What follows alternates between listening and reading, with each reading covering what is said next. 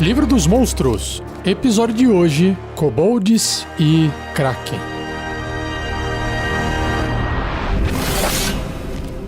Regras do D&D 5e. Uma produção RPG Next. Começando com a ilustração que tem no Livro dos Monstros dos Kobolds, eles parecem um lagarto humanoide. Um lagarto que está andando em duas patas, em pé, que tem um tronco, dois braços, só que a cabeça deles lembra mais a cabeça de um dragão, de um jacaré ou um jacarezinho, do que um lagarto. Ele tem o rabo comprido, ele está vestindo tipo uma tanga de tecido rasgado, velho, surrado, e aí na mão direita ele segura um sling, que em português é funda, que é um pedaço de pano usado para arremessar pedras, né? E na outra mão ele segura uma adaga.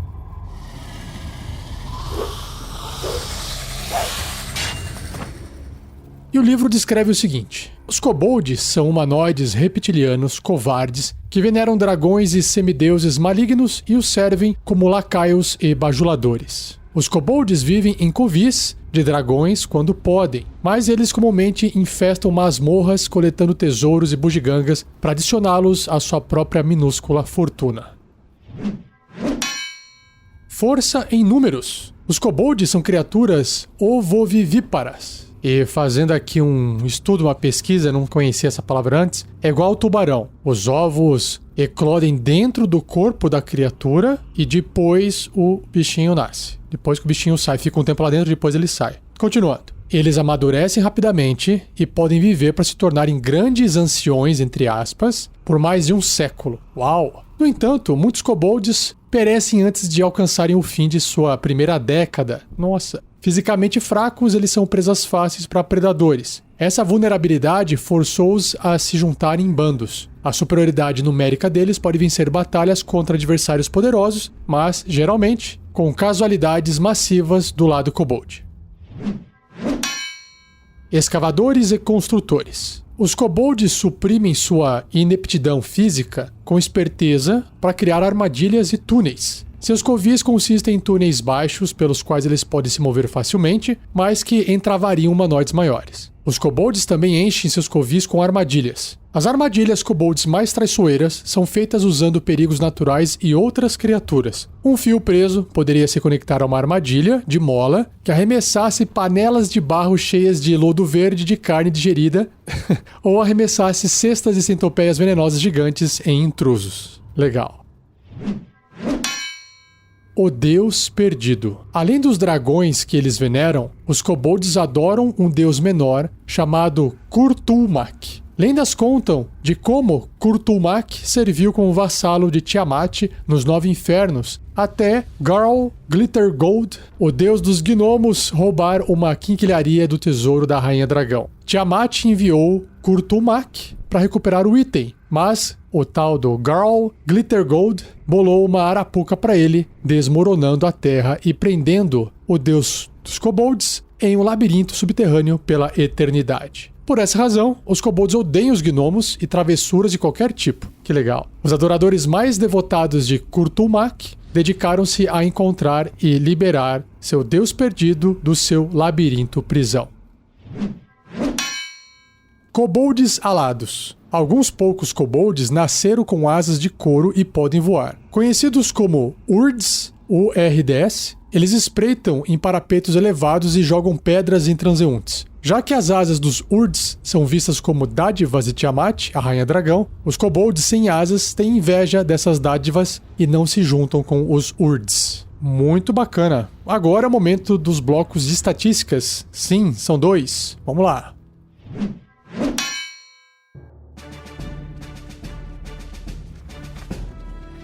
O Livro dos Monstros apresenta 2 blocos de estatísticas de kobold, o kobold tradicional e o kobold alado. O kobold tradicional, então, é um humanoide pequeno, com a tag, com a etiqueta de kobold, alinhamento leal e mal. Sua classe armadura é 12, ele tem 5 pontos de vida e seu deslocamento de 9 metros, né? 30 pés. Olha, até que é rapidinho por uma criatura pequena. E aí, claro que seus atributos físicos e mentais vão ser baixos, né? Força 7, abaixo da média. Destreza é o único atributo mais alto e acima da média, destreza 15. E aí o resto é tudo abaixo de 10. Constituição 9, inteligência 8, sabedoria 7 e carisma 8. Em sentidos, ele tem visão no escuro de 18 metros, 60 pés, e percepção passiva de 8. É muito fácil de você se aproximar dele sem ser percebido. Em idiomas, ele se comunica em comum e dracônico, entende, né? Nível de desafio 1/8, 25 pontos de experiência. Caramba! É o menor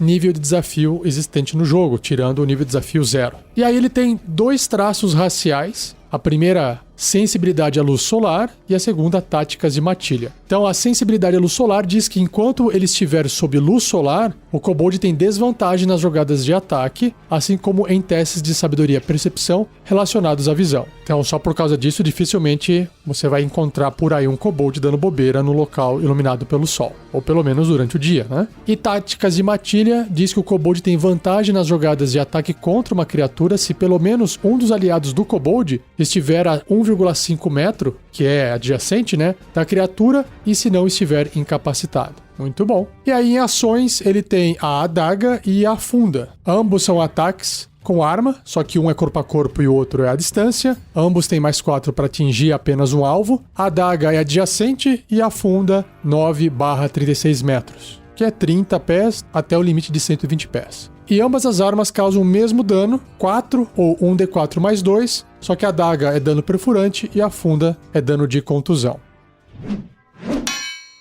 E o kobold alado, que também é conhecido como Urds, né? Também se mantém igual. Humanoide pequeno, com a etiqueta kobolds, leal e mal. Sua classe de armadura, no entanto, é um pontinho maior que o kobold tradicional. É 13 ao invés de 12. Também ele tem um pouquinho mais de pontos de vida, 7 ao invés de 5. E o deslocamento dele se mantém os 9 metros ou 30 pés no chão, mas ele também pode voar na mesma velocidade. Em atributos, é igualzinho o kobold tradicional, com a diferença de que ele tem um pontinho a mais de destreza, indo para 16, o que concede para ele um bônus de mais 2, que era antes, agora mais 3. Os sentidos não mudam, visão no escuro 18 metros, percepção passiva de 8, idiomas também não muda nada, comum e dracônico, só que agora o nível de desafio é um pouquinho mais alto, 1/4, 50 pontos de experiência. Ele mantém a sensibilidade à luz solar e táticas de matilha nos traços raciais, e em ações ele tem a adaga, que é o mesmo tipo de ataque, só que ele tem agora mais 5 para atingir ao invés de mais 4. Então, um acerto um pouquinho mais alto, e o dano é 5 ao invés de 4. Porque é 1d4 mais 3 de dano perfurante. E esse mais 3 veio por causa daquele bonuzinho de destreza. E a outra ação é derrubar pedra. Um ataque à distância com arma, mais 5 para atingir, um alvo diretamente abaixo do kobold. Se acertar, 1d6 mais 3 de dano de contusão. E é claro, né, que por se tratar de RPG, a gente sabe que se ele de repente quiser pegar uma funda, ele pode usar a funda para atacar. Não vejo problema nisso. Talvez ele não tenha o bônus de mais 5 para poder usar a funda, porque talvez ele não esteja habituado a usar a funda igual o kobold tradicional, e aí ele usa mais 3, ou seja, só o seu bônus de destreza, sem a proficiência na funda, que teria mais 2 para poder chegar nos mais 5, e dá para improvisar. Mas a ideia é de que, né, como o kobold vive sempre no alto, voando, ele se especializou em derrubar pedra nas pessoas, por isso que ele tem essa ação aqui.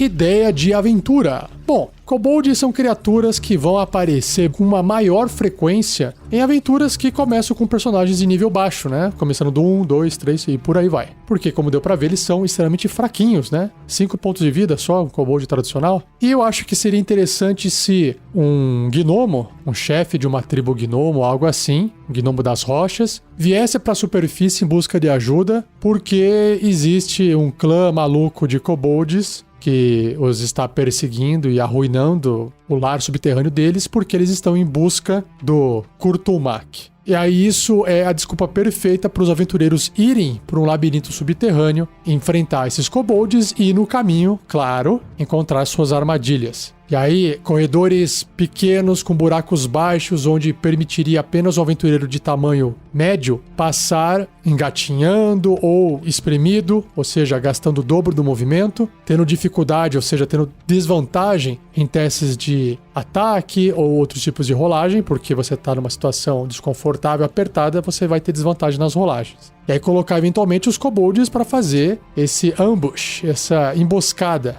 E claro que se o grupo de aventureiros for só de gente de tamanho médio, a dificuldade vai ser um pouco maior, imagino eu. Mas se tiver outros gnomos, outros halflings, aí pode ser que seja uma aventura mais interessante. Porque o pessoal vai ter o tamanho apropriado para poder encarar esse desafio. E é claro que dependendo do nível, se tiver um mago, um feiticeiro entre eles, no grupo de aventureiros, dá para também usar aquela magia de encolher. E aí faz a magia, talvez num bárbaro meio orc do grupo, ficar num tamanho pequeno para poder dar conta de poder andar livremente e atacar normalmente nesses corredores cheios de armadilhas e kobolds. E é isso, aí no final acho que dá pra chegar num local mais aberto, onde tem talvez ali kobolds alados em volta e um kobold, talvez um kobold-chefe ali no meio, dizendo, achando que encontrou parte ou alguma coisa desse Kurtulmak. E que talvez na verdade nem seja isso, seja só uma coisa que ele acha que é, e aí pode ser um artefato, pode ser um item mágico, pode ser alguma coisa que depois os aventureiros podem pegar pra eles. Isso pode ser até uma one shot, né? Uma aventura de uma tarde que vai, resolve o problema e volta.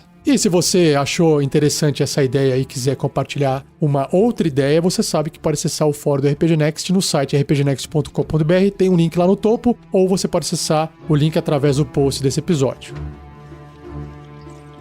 Seja você também um guerreiro ou uma guerreira do bem. Para saber mais, acesse padrim.com.br/rpgnext ou picpay.me/rpgnext.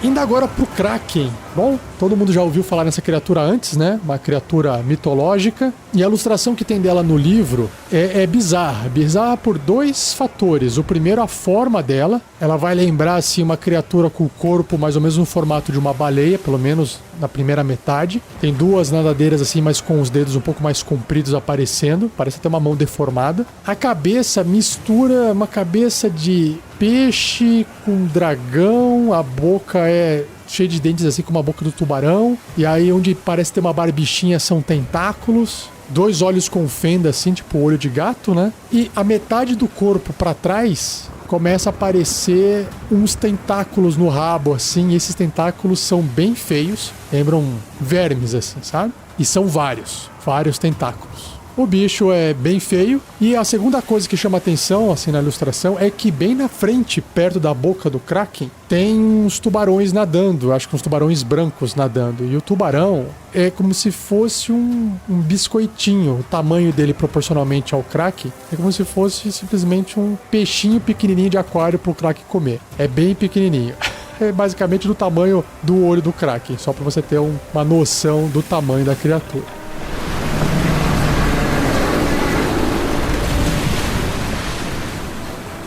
E o livro descreve o seguinte sobre o Kraken. Abaixo das ondas, o Kraken dorme por incontáveis eras, esperando por algum sinal ou chamado. Mortais terrestres que naveguem em mar aberto esquecem as razões pelas quais seus ancestrais temiam o oceano. Até mesmo as raças das profundezas ignoram estranhos furos em suas histórias quando suas civilizações quase desapareceram após a aparição do horror de tentáculos.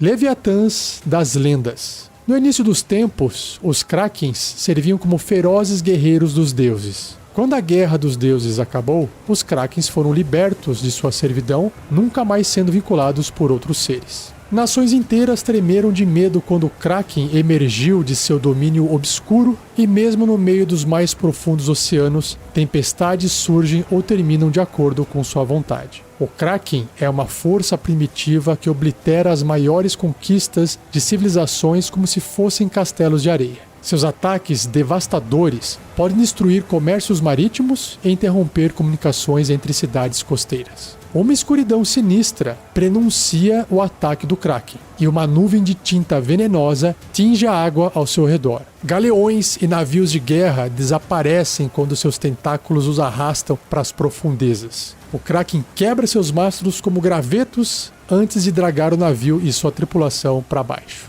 Nem mesmo os moradores da superfície trancados estão a salvo da ira de um Kraken. Os Krakens podem respirar ar tão facilmente quanto água, e alguns rastejam rios acima para pôr ovos em lagos de água fresca. Nossa! Destruindo cidades e vilas pelo caminho. Aventureiros contam que esse monstro descansa em ruínas de cidadelas lacustres. Lacustre é que fica perto de lago, onde seus tentáculos se enrolam e inclinam torres de rocha desintegrada. Inimigos mortais. Alguns Krakens, caramba, tem mais de um, são virtualmente deuses. Os mais cultos e lacaios se espalham pelo mar e terra. Outros se aliam com Olidra, a princesa maligna elemental da água, e usa os cultistas dela para reforçar sua vontade na terra e no mar. Um Kraken satisfeito com seus adoradores pode aclamar mares revoltos e trazer uma pescaria abundante por seus fiéis. No entanto, a mente diabólica do Kraken é mais antiga que se possa imaginar e está fundamentalmente inclinada a arruinar todas as coisas.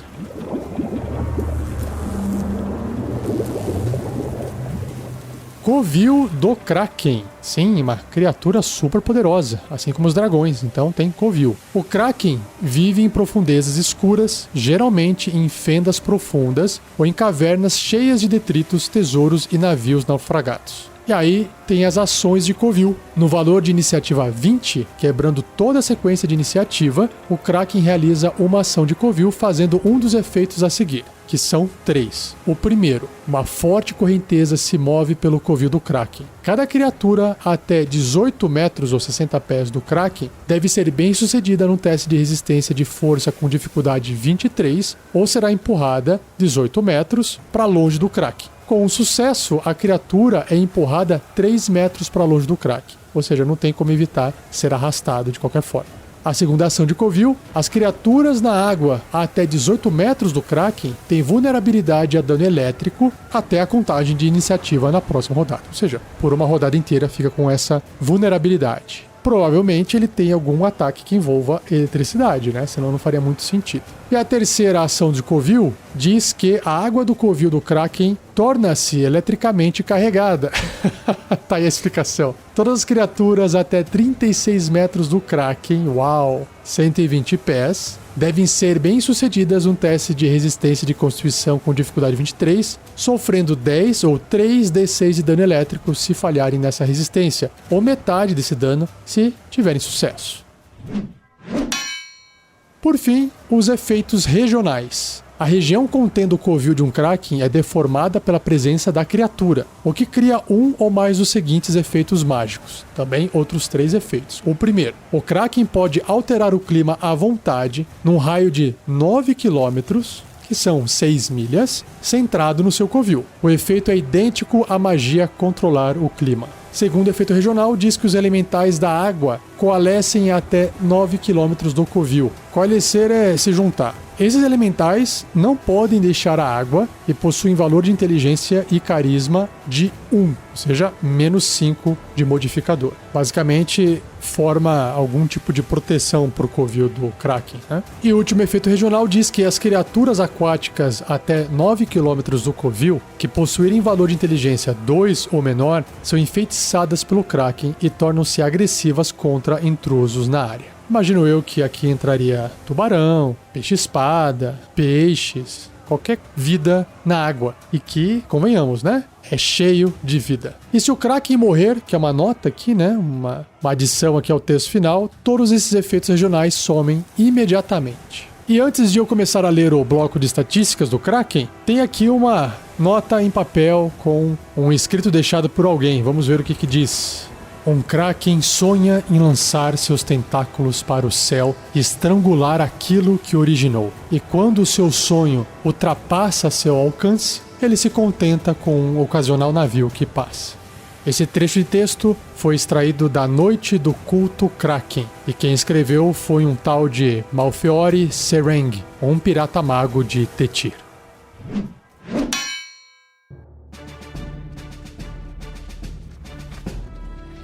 Bloco de estatísticas do Kraken, um dos maiores blocos do livro dos monstros. Então o Kraken é uma monstruosidade imensa, gargantuan, significa que ela pode, no mínimo, ter um tamanho no mapa de 4x4 quadradinhos, mas você pode colocar o tamanho que for. E com certeza, pela ilustração dela, ela ocupa mais do que 4x4 quadradinhos no mapa. Ele tem a etiqueta de Titã, ou seja, o Kraken é um Titã, e seu alinhamento é caótico e mau. Sua classe de armadura é 18, uma armadura natural. Pontos de vida, 472. Nossa. Deslocamento, 6 metros, o que não é muito, né? Se ele estiver em terra, 20 pés, ou natação, 18 metros, 60 pés. Aí, um pouco mais rápido. Atributos, meu Deus, força, 30, o maior valor que é possível no sistema do D&D, quinta edição. Isso concede a ele um bônus de mais 10. Destreza 11,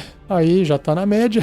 Constituição 25, inteligência 22, nossa. Sabedoria 18, carisma 20. Deve ser um baita desafio o mestre controlar uma criatura dessa, né? Se passar por inteligente. Testes de resistência. Nossa, vamos lá. Força mais 17. Destreza mais 7. Constituição mais 14. Inteligência mais 13. Sabedoria mais 11. Caramba, ele tem bônus em todos, menos em carisma. Imunidade a dano, ou seja, não vai afetar ele de forma alguma. Elétrico, e aí contusão cortante e perfurante de ataques não mágicos. E também tem imunidade às condições de amedrontado e paralisado. Em sentidos, ele tem visão verdadeira, caramba, de 36 metros, 120 pés, e a sua percepção passiva é de 14, que até agora é o menor resultado, né? Idiomas, olha só, ele compreende abissal, celestial, infernal e primordial, mas não pode falar. Mas ele usa telepatia até 36 metros, que são 120 pés. E seu nível de desafio é 23. Caraca, muito alto. 50 mil pontos de experiência. Na parte de traços raciais, ele tem 3. Ele é anfíbio, ele é um monstro de cerco e ele tem movimentação livre. O anfíbio, claro, o Kraken pode respirar ar e água. Monstro de cerco diz que o Kraken causa o dobro do dano a objetos e estruturas. Caramba. E movimentação livre diz que o Kraken ignora terreno difícil e efeitos mágicos não podem reduzir o deslocamento ou deixá-lo impedido. Ele pode gastar 1,5 metro do seu deslocamento, ou seja, 5 pés, para escapar de impedimentos não mágicos ou de um agarrão. Então, se ele estiver subindo lá o rio para botar os ovos, não importa se tem lama, se tem árvore, se tem casas, ele anda normalmente. Claro, na velocidade que ele pode. E aí, em ações, ele tem várias. Eu vou resumir aqui quais são, depois eu leio detalhadamente cada uma delas. Ataques múltiplos. Aí ele tem a mordida, que tem um textinho razoável aqui. Então a mordida dele não é só uma mordida normal. Ação de tentáculo. E aí, imagino eu que como ele tem vários tentáculos, deve fazer várias coisas, né? Ele tem arremessar e tempestade elétrica. Ah, tá aqui, ó, para combinar lá com as ações de covil, se ele tiver no covil dele, claro. Então, ataques múltiplos diz que o Kraken realiza 3 ataques de tentáculo e cada um desses pode ser substituído com um uso de arremessar. Legal. A mordida é um ataque corpo a corpo com arma, mais 17 para atingir. Nossa, imagina se tira 2 no dado e você fala assim, tirei 19. Para acertar. O alcance apenas um alvo a 1,5 metro adjacente. Se acertar, 23 ou 3d8 mais 10 de dano perfurante. Se o alvo for uma criatura grande ou menor, agarrada pelo Kraken, ele é engolido e o agarrão termina. Imagino eu que o que vai agarrar essa criatura grande ou menor não é a ação de agarrar, mas sim uma dessas ações que o Kraken tem, que eu acho que é o tentáculo. Mas logo eu chego lá. Enquanto estiver engolido, a criatura está cega, né, não consegue ver nada, e impedida, não consegue se mover. Ela tem cobertura total contra ataques e outros efeitos do lado de fora do Kraken, claro, e sofre só 42, 12d6 de dano ácido, só isso só. No início de cada um dos turnos do Kraken. É pouca coisa.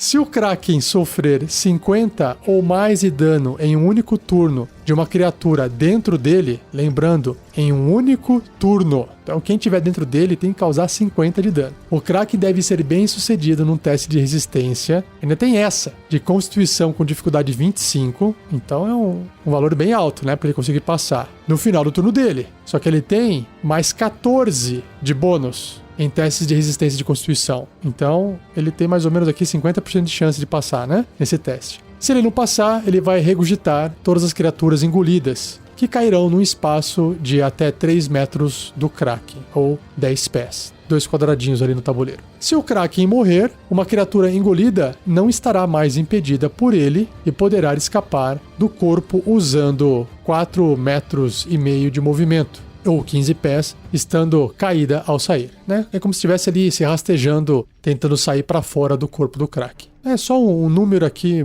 mais ou menos, para justificar a pessoa gastar parte do seu movimento para sair do Kraken. E aí nós temos aqui uma outra ação que é tentáculo. Também um ataque corpo a corpo com arma, mais 17 para atingir. E claro que por ser um tentáculo de um titã, tem uma longa distância. 30 pés de distância, 9 metros. Só que ainda é um alvo só. Se acertar, 20 ou 3d6 mais 10 de dano de contusão, né? Porque vai esmagar ou vai dar uma pancada. E o alvo é agarrado, então vai esmagar mesmo.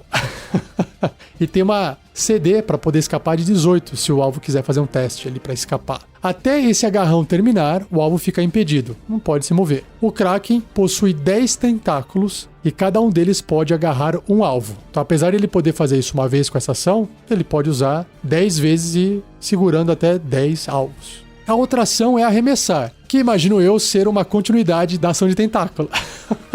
Um objeto segurado ou criatura agarrada pelo Kraken, grande ou menor, é jogado ou arremessado, né, até 18 metros, 60 pés, em uma direção aleatória e fica caído no chão. Se um alvo arremessado atingir uma superfície sólida, o alvo sofre 3 ou 1d6 de dano de contusão para cada 3 metros que ele tenha percorrido, ou seja, para cada 10 pés. É a regra de queda, de dano por queda. Então, se ele percorrer todos os 60 pés, vai ser 6d6 de dano. Se o alvo for arremessado em outra criatura, essa criatura deve ser bem sucedida num teste de resistência de destreza, com dificuldade 18, ou sofrerá o mesmo dano e será derrubada no chão. Olha só que beleza.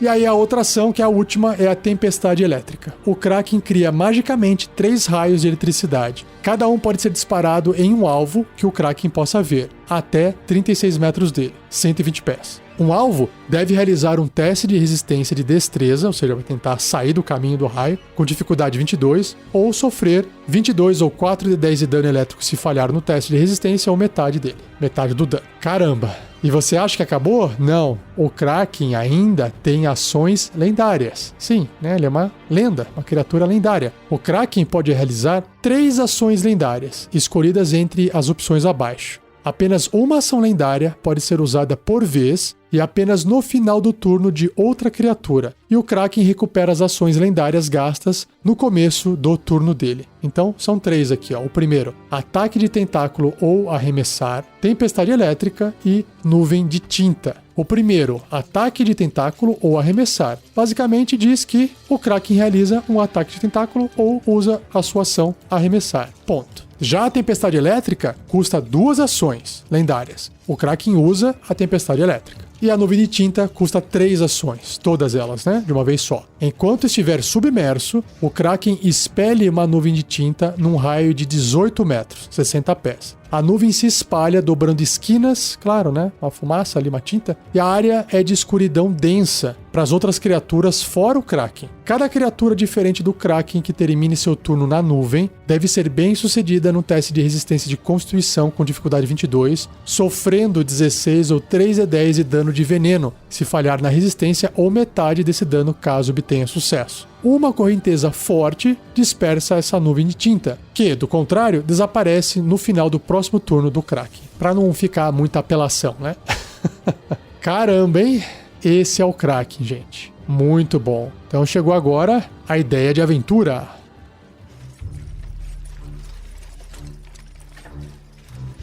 Eu começaria uma ideia de aventura com os aventureiros em algum local escutando histórias de pescador. Aquelas histórias que talvez o pessoal aumente tanto que o pessoal fala, puta, isso aí é história de pescador, o pessoal tá aumentando. Então eu começaria com algumas histórias do tipo, falando que o cara pescou um peixe gigantesco, ou que ele encontrou uma coisa, sei lá, o mapa do tesouro. Sabe aquela ideia de estou contando vantagem nas minhas histórias? Os aventureiros estão ouvindo essas histórias? Por que isso? Porque aí já vai ficar marcado naquela pessoa que tá falando essa história de que ela aumenta as coisas. Só que aí quando ela for comentar sobre alguma coisa do Kraken, a verdade é que não existe nada sendo aumentado e que é verdade. E claro que ninguém vai citar o nome Kraken, não teria graça, né? Porque aí o jogador também vai ficar sabendo, Kraken é uma criatura, putz, eu sei o que é, realmente existe, né? No mundo de fantasia, tudo pode existir. Então é melhor deixar isso mais por baixo dos panos. Então vamos lá. O que ele poderia contar de história? Que eles ouviram uma história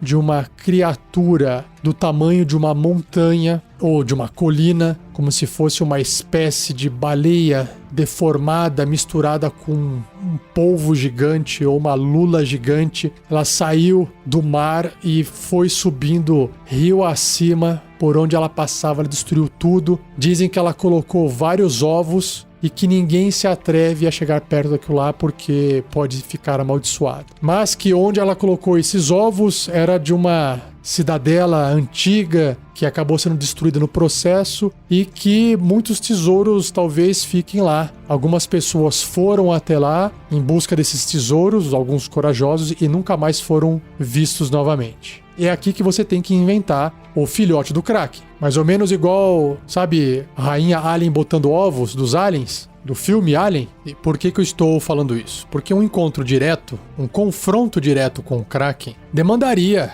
que os jogadores estivessem controlando 4, 5 personagens de nível 20. Então, um confronto direto com qualquer grupo de aventureiros de nível mais baixo é morte na certa. Então, a primeira parte da aventura poderia ser chegando nessa cidade, encontrando esses ovos, talvez filhotes de Kraken, ou outras criaturas meio aquáticas, humanoides que estão ali talvez cultuando o Kraken, sabe? E aí tem combate com outras criaturas. E aí, conforme os aventureiros vão evoluindo, eles podem ir pro mar, e aí no mar eles podem presenciar o Kraken talvez destruindo alguma coisa à distância. Lembrando que o Kraken, apesar de ser uma monstruosidade, ele é extremamente inteligente. Inteligência 22. Então tem que tomar muito cuidado. Tá aqui do lado. Não é diferente de um tubarão que você de repente tá no barco e você, eu tô vendo aqui o tubarão destroçar um outro barco ali do lado, sei lá, ou um polvo gigante, sabe? E às vezes o monstro, a criatura, tá ali e ela fala, vou destruir isso aqui e vou embora. Ela não raciocina e fala assim, vou destruir esse barco também, porque esse barco também está aqui do lado e tem gente ali que tá me olhando. Não tem isso. Agora o Kraken tem. Duvido que o Kraken, se fosse destruir alguma embarcação, iria escolher um barquinho ali para destruir e deixar o outro vivo só porque ele quer, a não ser que exista um plano por trás disso. Talvez, se você quiser fazer uma aventura épica e colocar aventureiros de nível baixo para enfrentar uma criatura dessa, enfrentar que eu digo assim indiretamente, assim como eu já vi aventuras usando o Tarrasque, por exemplo, de personagens no nível 1, ninguém luta contra o Tarrasque, mas existe um Tarrasque na aventura. No caso do Kraken é a mesma coisa, é um Tarrasque aquático.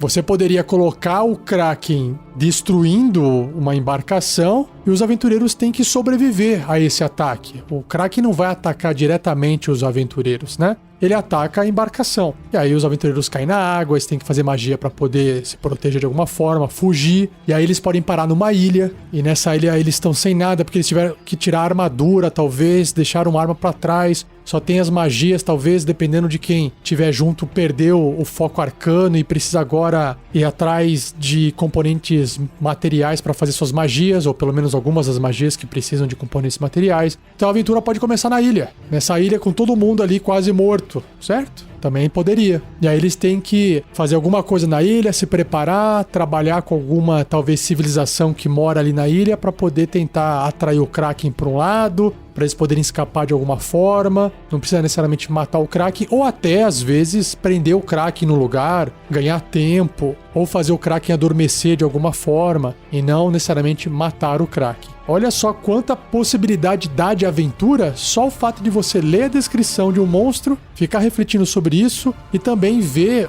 o poder que ele tem em termos estatísticos, né? Pontos de vida, força, inteligência, os ataques que ele faz, as ações lendárias e principalmente não esquecer dos efeitos regionais e das ações de Covil. Então você pode apresentar a criatura ao longo das aventuras, ou até mesmo numa aventura só, se for uma one shot, apresentando exatamente ações de Covil, efeitos regionais. Isso constrói toda essa ambientação, porque, convenhamos, né, são 9 km de raio, que dá um diâmetro de 18 km.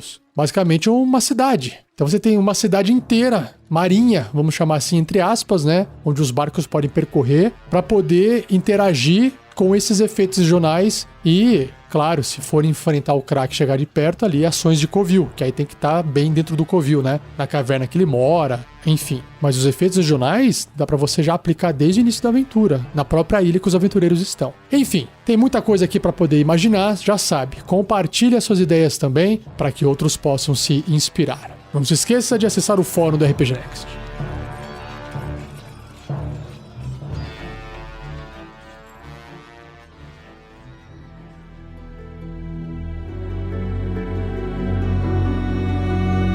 E assim eu encerro mais um episódio do Regras do D&D 5e. Espero que você tenha gostado, espero que você já tenha compartilhado e também agradecido ao Gleico Vieira Pereira pela edição fantástica de mais um programa. E se você gosta do nosso trabalho e você ouve os podcasts ou se estiver no YouTube ouvindo, nós temos vários feeds, no caso dos podcasts, e várias playlists dentro do YouTube, que tem outros programas. Então basta você procurar por podcasts, regras do D&D 5e, regras do GURPS 4e, Tarrasque na Bota, nosso podcast de aventura de RPG, A Forja, bate-papo e assuntos relacionados, histórias envolvendo RPG, de pessoas, enfim, e contos narrados, contos sonorizados em forma de audiodrama. E se você está ouvindo esse episódio perto da data de publicação, é bem provável que se você acessar o site do rpgnext.com.br, também já terão alguns contos publicados em texto. Corre lá, confira e vai dar uma lida. E deixa o seu comentário no final do post pra gente poder saber o que você tá achando. E não perca o próximo episódio, onde eu irei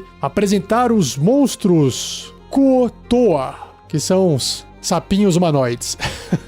Uma sociedade inteira dessas criaturas inspiradas em contos do H.P. Lovecraft. Beleza? É isso, um abraço e até o próximo episódio.